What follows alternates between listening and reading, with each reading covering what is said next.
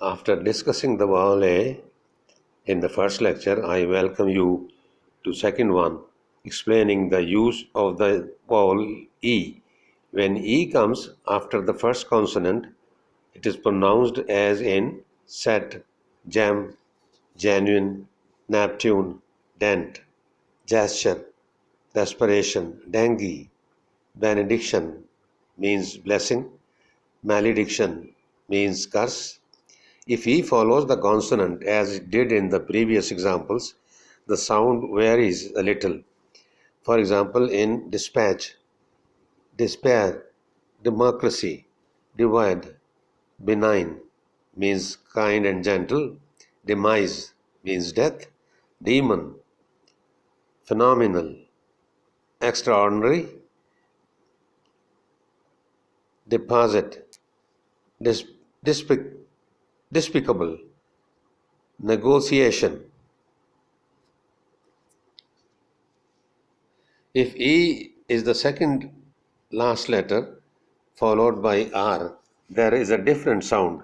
For example, super, tiger, temper, taper, sharper, saner, keener, and in most of the degrees of comparison as sharper, better, finer, nicer, stronger, thinner.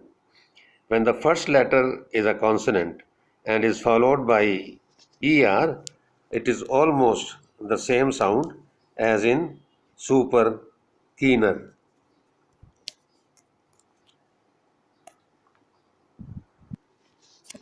Examples are pertain, pertinent, perturb, birth, berg means iceberg. When E is used in the beginning, as in error, escalate, empty, engineer, erudite, that means scholarly, egotism, elegy, song of sorrow, escort, elegant. E is used in the beginning as given in previous examples, is also pronounced like I, for example, enclose, enlarge, encroach, enigmatic. Enigmatic means puzzling, engraved means carve, essential, endeavor, eliminate, engulf means swallow up. Our next vowel is I. It is pronounced as in sit, hit, dissent, disrupt, diplomacy, discern means see clearly, discord, discord, discard, discard. Also, bias, Bible, bicameral, digress, digraph, dice, diet, dialogue, dialect, diagnose. If there is E in the end, the sound of I changes as in mime. Mime means MIME. It means dance and music performance. Kite, sight, slice, prime, finite, FINITE. Its opposite is infinite. Finite, saline, SALINE. Exceptions are accomplice, novice, clandestine. Clandestine means secret. Hypocrite, favorite, famine, avarice, jaundice, malice. When I is followed by two or three consonants, as in birth, bird, mirth, dirt, circumstance, circular, circumference. If RE is used in the end, preceded by I, words will be pronounced rather differently, as in fire, tire, mire, M-I-R-E, satire, perspire, respire, desire, hire. I shall now discuss the sound of O as we find in solid, positive, possible, solemn, moral, solitary, bond, pawn, doctor, rock. There is another sound of O that we find when it is followed by R as cord, cordial, cork, corner, sordid means shabby, forty, force, forum, sorcery, witchcraft, moron, stupid.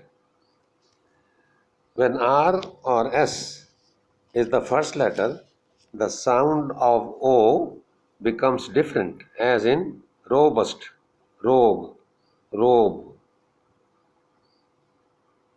romance, role, and also solar, social, soldier, soul.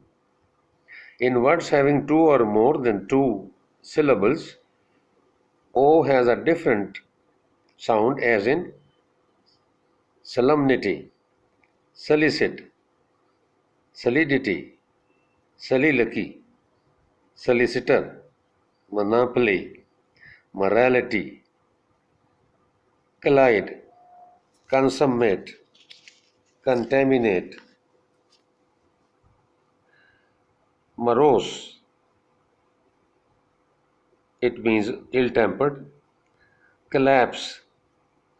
If E is the last letter, the sound changes, as in prose, grove, prone, jove, cone, soul, pole, mole.